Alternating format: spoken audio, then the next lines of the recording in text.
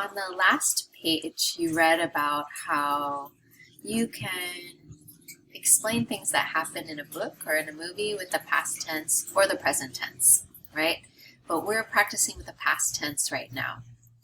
So in this part of your class today, you're going to practice taking some of your answers from the study guide and making them all past tense and being really careful about it. Okay, so I want to point out that Canvas is calling this a quiz. It's not a quiz. Anytime I ask you questions on Canvas, they call it a quiz, but don't worry, it's not. Okay, this is practice, not a quiz. Also, down here, it tells you how much time you're taking.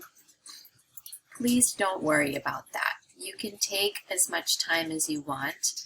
There's no time limit, okay? So, in this practice, I have a question just like the one from your study guide, and then here's an answer.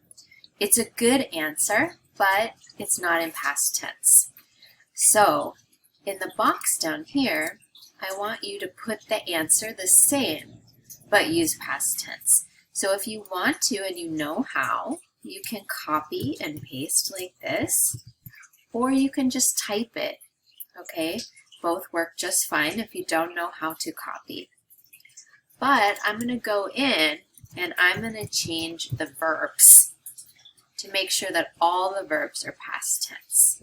So that's my first one. Here's my second one.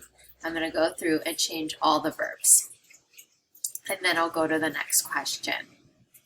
When you're finished with everything, hit submit. I know it says quiz again, but don't worry. It's just regular practice.